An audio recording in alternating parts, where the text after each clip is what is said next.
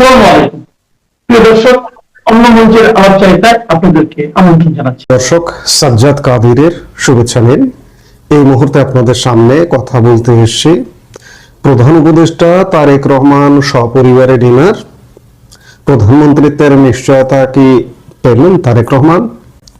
আপনারা ইতিমধ্যেই জানেন যে গতকাল রাতে প্রধান উপদেষ্টা এবং তারেক রহমান দু পরিবার একসঙ্গে ডিনার করেছেন। প্রধান উপদেষ্টার পক্ষ থেকে প্রধান উপদেষ্টা ছিলেন এবং তার কন্যা দিনা ইউনুস ছিলেন, এবং তারেক রহমানের পরিবারের সদস্যরা যেমন তারেক রহমানের ওয়াইফ ডক্টর জুবাইদা রহমান এবং তার একমাত্র কন্যা ব্যারিস্টার জাইমা রহমান এই ডিনার অনুষ্ঠানে উপস্থিত ছিলেন। প্রধান উপদেষ্টার প্রেস উইং থেকে জানানো হয়েছে যে প্রধান উপদেষ্টা প্রফেসর মোহাম্মদ ইউনুস ও তার কন্যা দিনা ইউনুসের সঙ্গে তারেক রহমান ও তার পরিবারের সদস্যরা 1 ঘন্টারও বেশি সময় অতিবাহিত করেন। এই সময় দুই পরিবারের সদস্যরা একে অন্যের সঙ্গে কুশলাদি বিনিময় করেন। বিএনপি সংশ্লিষ্ট সূত্র জানিয়েছে প্রধান উপদেষ্টা doctor Muhammad Yunus BNP chairman Tarique রহমানকে সপরিবারে ডিনারের আমন্ত্রণ জানান। প্রধান উপদেষ্টার আমন্ত্রণে স্ত্রী কন্যাকে নিয়ে যমুনায় যান তারেক রহমান। প্রধান উপদেষ্টার সঙ্গে একসঙ্গে ডিনারে অংশ নেন।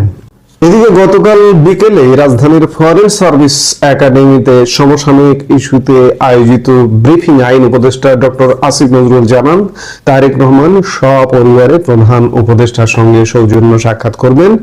রাজনৈতিক কোনো এজেন্ডা নেই তাতে, শুধুই সৌজন্য সাক্ষাৎ এবং ডিনারের দাওয়াতে অংশ নেওয়া। এর বাইরে কি কোনো রাজনৈতিক আলাপ হয়নি? প্রধান উপদেষ্টা কি তারেক রহমানকে আশ্বস্ত করেছেন বা বলেছেন যে আপনি প্রধানমন্ত্রী আগামীর? এমনটা না হওয়াটাই স্বাভাবিক।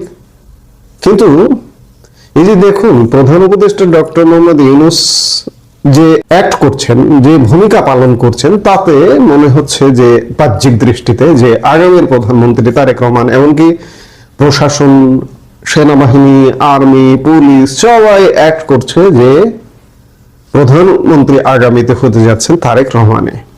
কিন্তু আসলে কি হচ্ছে? আসলে যা হচ্ছে তা আমার কাছে মনে হচ্ছে এটা আমরা 12 ফেব্রুয়ারির পরে আমরা মেলাবো যে আসলে কি ঘটনা ঘটতে যাচ্ছে।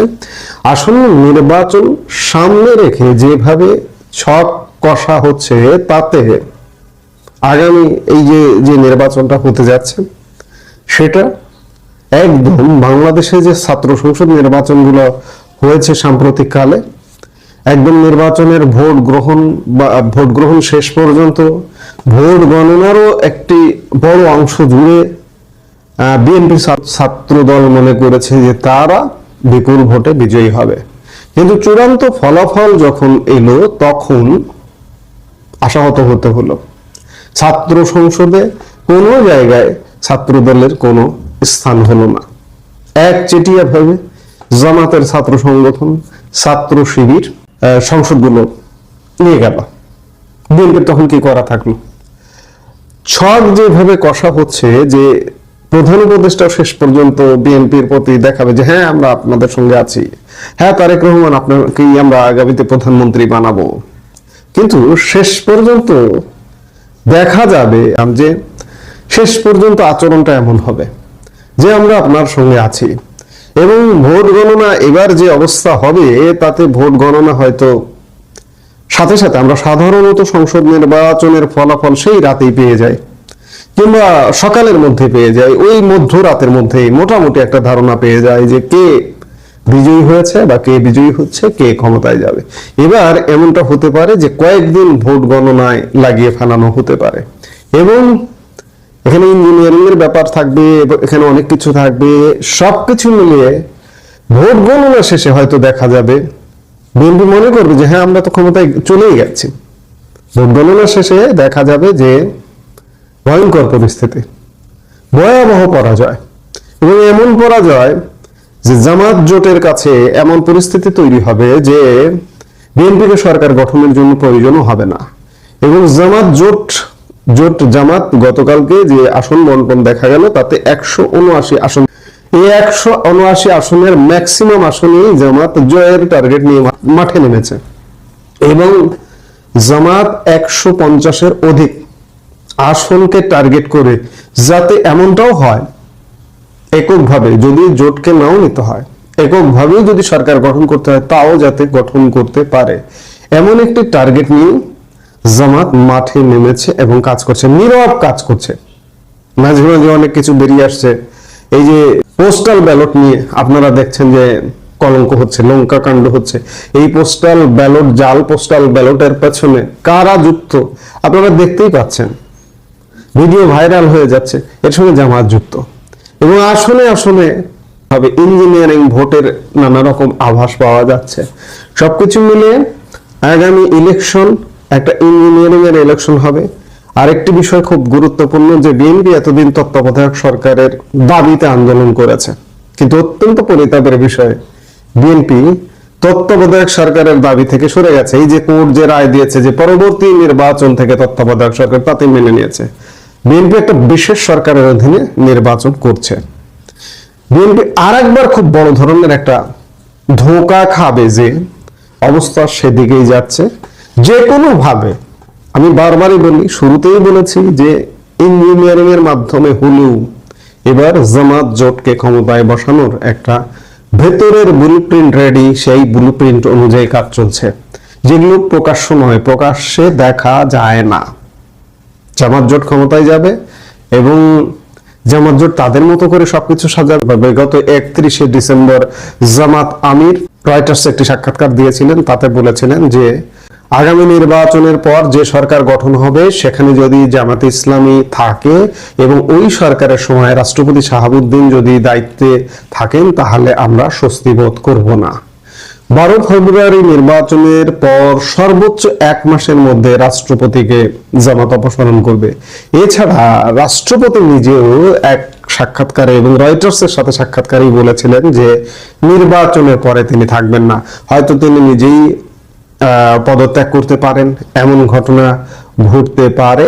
এবং পদত্যাগ করলে কিংবা রাষ্ট্রপতি অপসারণ করলে ডক্টর ইউনূসকে জামাতকে ক্ষমতায় বসানোর পুরস্কার হিসেবে রাষ্ট্রপতি পদটি উপহার দেওয়া হতে পারে বলে মনে করা হচ্ছে। আর অন্যদিকে তারেক রহমান 2007 সালে দেশ ছেড়ে ইউকেতে নির্বাসিত জীবন বেছে নিতে পেরেছিলেন।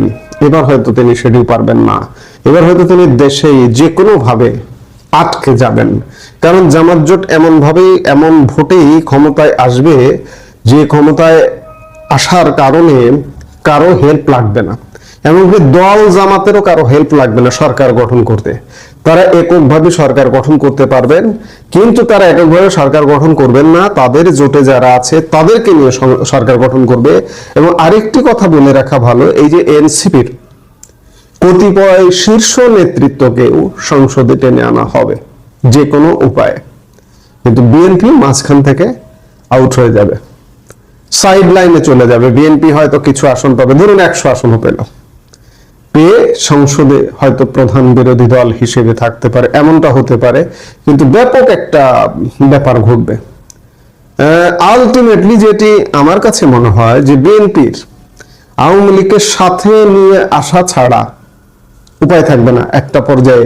এই যে জামাত জোট যে ক্ষমতায় বসবে এবং এই ক্ষমতাটা স্থায়ী হবে না, কয়েক মাস, কারণ এমন পরিস্থিতি ঘটবে দেশে যে পরিস্থিতিতে জামাত জোট কন্টিনিউ করবে ক্ষমতা। হ্যাঁ, অনেক কথা বলা হয় তারা সুসংগঠিত, এটা সেটা অনেক কিছু তারা কন্টিনিউ করবে, সেটা করবে কিনা সেটা আসলে দেখার বিষয়, দেখতে হবে। যাই হোক, আমরা প্রকাশ্যে হয়তো দেখবো যে প্রধানমন্ত্রী ভাবে তারেক রহমান চলছেন, কিন্তু 12 ফেব্রুয়ারির পর অন্য ঘটনা ঘটবে, এটাই আমরা দেখতে পাচ্ছি বলে মনে হয়। এখন 12 ফেব্রুয়ারি পর পর্যন্ত এই যে আমাদের যে বিশ্লেষণ, আমাদের যে মতামত, এটি বুঝতে হলে 12 ফেব্রুয়ারি পরবর্তী সময়কে দেখতে হবে।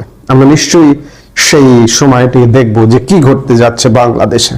এই মুহূর্তে এ পর্যন্ত, সবাই ভালো থাকুন, সুস্থ থাকুন। আমাদের ভিডিওগুলো নিয়মিত পেতে সাবস্ক্রাইব করুন Sajjad Kadir and the legends YouTube channel এবং লাইক, কমেন্ট, শেয়ার করে সাথে। দর্শক, সাজ্জাদ কাদিরের শুভেচ্ছা নিন। এই মুহূর্তে আপনাদের সামনে কথা বলতে চাই ট্রাম্পের গাজা বাহিনীতে বাংলাদেশের ইউনূস বাহিনী অংশ নেবার আগ্রহ প্রকাশ করছে কেন? কার স্বার্থে, কিসের স্বার্থে? দর্শক, আপনারা ইতিমধ্যে সংবাদ মাধ্যমের কল্যাণে জেনেছেন যে যুক্তরাষ্ট্রের প্রেসিডেন্ট ডোনাল্ড ট্রাম্প গাজার জন্য যে ইন্টারন্যাশনাল স্টাবিলাইজেশন ফোর্স বা আন্তর্জাতিক স্থিতিশীলতা বাহিনী গঠনের পরিকল্পনা করেছেন তার অংশ হতে আগ্রহ প্রকাশ করছে বাংলাদেশের অন্তর্বর্তী সরকার। জবাবে যুক্তরাষ্ট্র জানিয়েছে তারাও গুরুত্বপূর্ণ এ বিষয়ে বাংলাদেশের সাথে একযোগে কাজ করতে আগ্রহী। সরকারের জাতীয় নিরাপত্তা উপদেষ্টা খলিলুর রহমান ওয়াশিংটনে যুক্তরাষ্ট্রের রাজনীতি বিষয়ক under secretary of state Allison Hooker ও সহকারী পররাষ্ট্রমন্ত্রী পল কাপুরের সঙ্গে বৈঠকে এ আগ্রহের কথা প্রকাশ করেছেন বলে জানিয়েছে প্রধান উপদেষ্টার প্রেস উইং। তবে মার্কিন প্রশাসনের দিক থেকে এসব বিষয়ে কোনো তথ্য প্রকাশ করা হয়নি। গাজায় ডোনাল্ড ট্রাম্প প্রস্তাবিত বাহিনীতে বাংলাদেশের যোগ দিতে আগ্রহী সরকারের তরফ থেকে এটি প্রকাশের পর এ নিয়ে নানা আলোচনা সমালোচনা শুরু হয়েছে।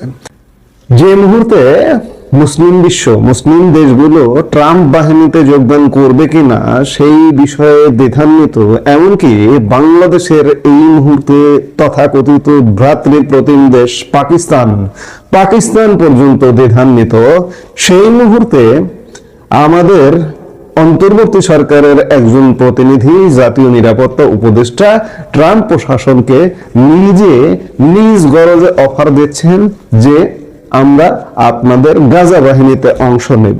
এটা কেন?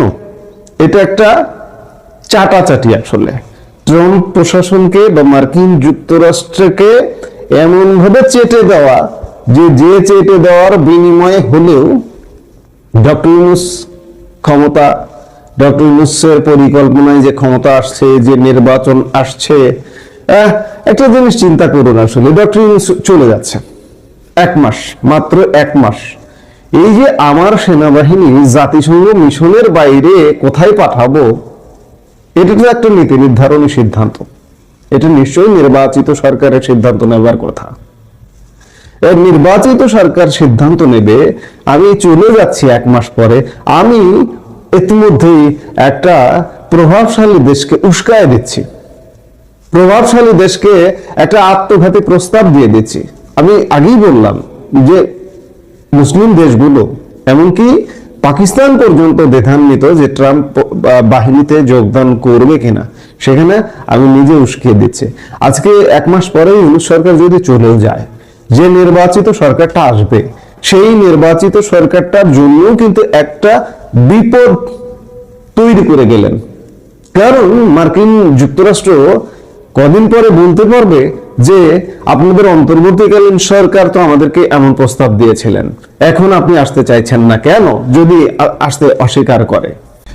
দেখুন, গাজা ইসরায়েল এই ইস্যুটা এমন একটা ইস্যু, এখানে যুদ্ধবিরতি বা অস্ত্রবিরতি কার্যকর হয়েছে, কিন্তু তারপরেও কোনো অস্ত্রবিরতি, কোনো যুদ্ধবিরতি মানে না ইসরায়েল। ডোনাল্ড ট্রাম্প ঘটা করে অস্ত্রবিরতি, যুদ্ধবিরতির একটা আয়োজন করলেন 2 মাস আগে, অথচ গত বৃহস্পতিবারে ইসরায়েলে হামলায় ফিলিস্তিনে নিহত হয়েছে 14 জন। নিহতদের মধ্যে শিশু, বরাবর যেমন শিশু থাকে তেমন শিশু আছে। চিকিৎসা সূত্রের বরাতে এক প্রতিবেদনে এ তথ্য জানিয়েছে কাতার ভিত্তিক সংবাদ মাধ্যম আল জাজিরা। সেখানে বাংলাদেশ প্রস্তাব করছে যে আপনার গাজা বাহিনীতে আমি থাকছি। যুক্তরাষ্ট্রের পরিকল্পনা অনুযায়ী একজন মার্কিন জেনারেল এই বহুজাতিক বাহিনীর নেতৃত্ব দেবেন, কিন্তু হামাস যদি সম্মতি না দেয় তাহলে এতে যুক্ত দেশগুলো ফিলিস্তিনি গোষ্ঠীটির সঙ্গে সংঘাতে জড়িয়ে পড়ার ঝুঁকিতে পড়তে পারে। বাংলাদেশ এই বাহিনীর অংশ যদি হয় তাহলে ফিলিস্তিনের সাথে সংঘাত, অর্থাৎ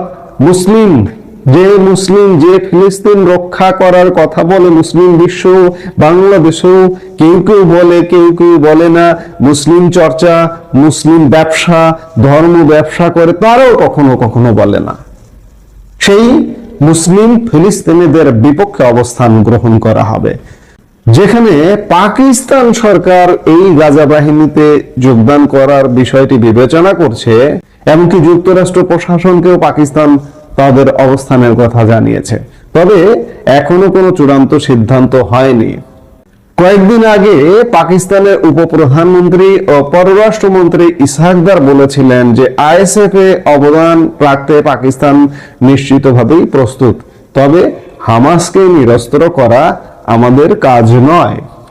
কয়েক মাস ধরেই আইএসএফ এর ম্যান্ডেট কাঠামো সহ সংশ্লিষ্ট বিষয় নিয়ে যুক্তরাষ্ট্রের সঙ্গে আলোচনা চালিয়ে যাচ্ছে পাকিস্তানও।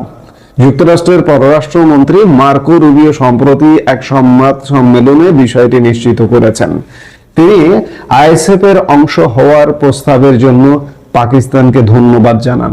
আসলে পাকিস্তানও প্রস্তাব দিয়েছিল, দিয়ে পরে দ্বিধায় পড়ে গেছে যে আসলে পরিণতি কি হবে। নিজ দেশে তারা প্রতিবাদের সম্মুখীন হবে, মুসলিম বিশ্বে তারা প্রতিবাদের সম্মুখীন হবে। পাকিস্তান, আপনারা জানেন যে পাকিস্তানের প্রধানমন্ত্রী শাহবাজ শরীফ এই যে গাজা যুদ্ধবিরতি যে অনুষ্ঠানটা হয়েছিল, সেই অনুষ্ঠানে গিয়েও শাহবাজ শরীফ প্রকাশ্যে এমন ভাবে ট্রাম্পকে তেলবাজি করছিলেন যে ট্রাম্পের নোবেল পাওয়া উচিত। সেই পাকিস্তান খুব স্বাভাবিকভাবে এমন প্রস্তাব দেবে বা দিতে পারে এবং শেষ পর্যন্ত ট্রাম্প বাহিনীতে অংশ নিতেও পারে। কিন্তু বাংলাদেশ কি পাকিস্তানের প্রতি পদক্ষেপ অনুসরণ করছে? আজকে কিন্তু প্রশ্ন আসছে তেমনটাই।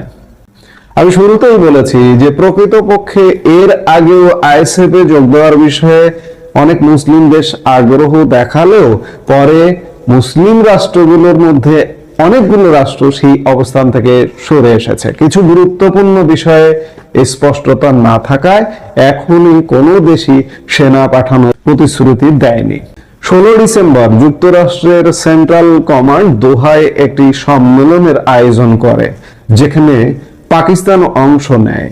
সেখানে আইএসএফ মোতায়েন সহ ট্রাম্পের পরিকল্পনার পরবর্তী ধাপগুলো নিয়ে আলোচনা এবং বাহিনীর ম্যান্ডেট বিষয়ে ঐকমত্য গঠনের চেষ্টা করা হয়। তবে ওই বৈঠকে ম্যান্ডেট নিয়ে কোনো সমঝোতায় পৌঁছানো সম্ভব হয়নি। এর অর্থ হলো গাজায় সেনা পাঠানোর ব্যাপারে মুসলিম দেশগুলোর সংশয় এখনো কাটেনি। বিশেষ করে আইএসএফ এর এখতিয়ার যদি হামাস সহ অন্যান্য ফিলিস্তিনি প্রতিরোধী গোষ্ঠীকে জোরপূর্বক নিরস্ত্র করার বিষয়টি থাকে, তাহলে দেশগুলো বহুজাতিক এই বাহিনী অংশ নেওয়ার সিদ্ধান্ত নিতে পারে। আইএসএফ এ পাকিস্তানের অংশগ্রহণ করা উচিত কিনা কিংবা বাংলাদেশের অংশগ্রহণ করা উচিত কিনা সেটি বিবেচনার জন্য সবার আগে গাজায় বর্তমানে কি পরিস্থিতি চলছে এবং ট্রাম্পের শান্তি পরিকল্পনার দ্বিতীয় ধাপ কিভাবে অগ্রসর হচ্ছে সেটি ভালোভাবে খতিয়ে দেখা জরুরি।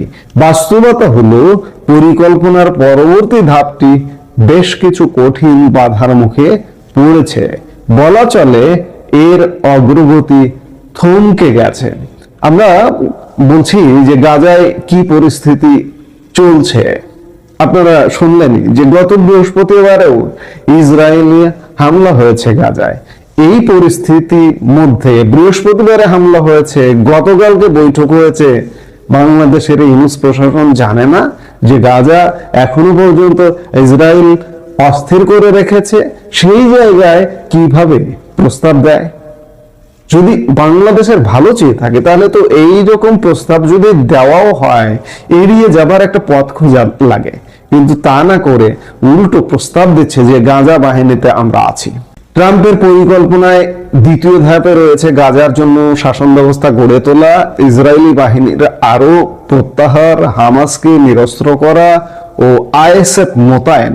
তবে গাজার অন্তর্বর্তীকালীন শাসন তদারকির দায়িত্বে ট্রাম্পের নেতৃত্বে যে বোর্ড অফ পিস গঠন করার কথা বলা হচ্ছে সে বিষয়ে এখনো কোনো আনুষ্ঠানিক ঘোষণা আসেনি। একইভাবে গাজার দৈনন্দিন প্রশাসনিক দায়িত্ব পালনের জন্য যে ফিলিস্তিনি টেকনোক্র্যাট কমিটি গঠনের কথা, সেই কমিটির সদস্যদেরও নাম প্রকাশ করা হয়নি। যুক্তরাষ্ট্রের পররাষ্ট্রমন্ত্রী মার্কো রুবিও জানিয়েছেন এসব শিগগিরই করা হবে, কিন্তু এটা এখন পরিষ্কার যে পরিকল্পনা নিয়ে অস্পষ্টতা ও ঐকমত্যের ঘাটতি রয়েছে। গাজায় একটি দুর্বল অস্ত্রবিরতি কার্যকর হয়েছে বলেই এখনো পর্যন্ত ইসরায়েলি হামলা সেখানে বিদ্যমান। প্রতিদিনই ইসরায়েল যুদ্ধবিরতি ভঙ্গ করছে, সেই সঙ্গে পশ্চিম তীরে সামরিক কর্মকাণ্ডের মধ্যে নতুন বসতি গড়ে তুলছে। অক্টোবরে অস্ত্রবিরতি কার্যকর হওয়ার পর থেকে এখন পর্যন্ত ইসরায়েলি হামলায় শত শত ফিলিস্তিনি নিহত হয়েছেন। শীর্ষ ইসরায়েলি কর্মকর্তারা বারবার বলছেন শান্তি পরিকল্পনা মেনে তারা গাজা থেকে সম্পূর্ণ সেনা প্রত্যাহার করবে না, সেক্ষেত্রে হামাস অস্ত্র ত্যাগ করবে না। সম্প্রতি এক হামাস কর্মকর্তা বলেন, আলোচনা অচলাবস্থায় আইএসএফ এর দায়িত্ব ও ভূমিকা নিয়ে কোনো ঐকমত্য হয়নি। হামাসের সমর্থন ছাড়া গাজায় আইএসএফ মোতায়েন কার্যকর হবে না। বাংলাদেশের আইএসএফ এর অংশ নেওয়ার এই সিদ্ধান্ত বাস্তবতার বিরুদ্ধে যাবে। যদি আইএসএফ এর দায়িত্ব হয় হামাসকে নিয়ন্ত্রণ করা, তাহলে বাংলাদেশের এমন প্রস্তাব না দেওয়াই উচিত ছিল। তা না হলে বাংলাদেশি সেনারা সরাসরি হামাস ও অন্যান্য প্রতিরোধী গোষ্ঠীর সঙ্গে সংঘর্ষে জড়িয়ে পড়বে। বাংলাদেশ সেনাবাহিনী কিংবা বাংলাদেশের মতো একটি মুসলিম দেশের ফিলিস্তিনিদের রক্ষা করার দাবি বিশ্বাসযোগ্যতা হারিয়ে ফেলবে। বাংলাদেশি সেনারা যদি ফিলিস্তিনিদের সঙ্গে সংঘর্ষে জড়িয়ে পড়ে, তার পরিণতি নৈতিক এবং জনমত প্রতিক্রিয়া দুই ক্ষেত্রেই ভয়াবহ হবে। অর্থাৎ বাংলাদেশ এক ভয়াবহ উনুনের মুখে দাঁড়িয়ে গেল এমন একটি আত্মঘাতী প্রস্তাব দিয়ে। আপনাদের মনে পড়ে নিশ্চয়ই যে মানবিক করিডোর ইস্যুতে বাংলাদেশের অন্তর্বর্তী সরকার, বিশেষ করে এই খলিলুর রহমান, মিয়ানমারে যে মানবিক করিডোর সেটি নিয়ে বেশ সরব ছিল। আজকে আরেকটি যাবার মুহূর্তে আমরা বলছি যে যাবার মুহূর্তে এমন সিদ্ধান্ত হবে, এমন কোন বাংলাদেশের পক্ষে প্রতিনিধিত্ব করে এমন কোন প্রস্তাব কাউকে তো দেওয়া উচিত না, এমন আত্মঘাতী প্রস্তাব। এটি সত্যিকার অর্থে মুসলিম বিশ্বের সঙ্গে কিংবা ফিলিস্তিনের সঙ্গে, ফিলিস্তিনের জনগণের সঙ্গে বাংলাদেশকে মুখোমুখি করে ছাড়ছে ট্রাম্প বাহিনীতে অংশগ্রহণ করার মাধ্যমে। এটিও বলতে হবে যে নিঃসন্দেহে একটি আত্মঘাতী সিদ্ধান্ত। ইউনূস প্রশাসন গত ১.৫ বছরে নানা আত্মঘাতী সিদ্ধান্তের মধ্যে আমাদেরকে ঢুকিয়ে দিয়েছে। ঠিক তেমনি এই যাবার বেলায় আরেকটা আত্মঘাতী কর্মে আমাদেরকে ঢুকিয়ে দেবার প্রচেষ্টা। নিজেরা মার্কিন যুক্তরাষ্ট্রে প্রিয় হবার কারণে মার্কিন যুক্তরাষ্ট্রের কাছে এই যে যারা দায়িত্বপ্রাপ্ত, তারা তো এক একজন মার্কিন নাগরিক, তারা মার্কিন স্বার্থ রক্ষা করবেন এবং এই মার্কিন স্বার্থ রক্ষা থেকেই এ ধরনের আত্মঘাতী প্রস্তাব। ইন দ্য লং রান আমাদের বাংলাদেশকে এগুলো নিয়ে আসলে ভুগতে হবে। এই মুহূর্তে এ পর্যন্ত। সবাই ভালো থাকুন, সুস্থ থাকুন। আমাদের ভিডিওগুলো নিয়মিত পেতে সাবস্ক্রাইব করুন Sajjad Kadir and the legends YouTube channel এবং লাইক, কমেন্ট, শেয়ার করে সাথে থাকুন।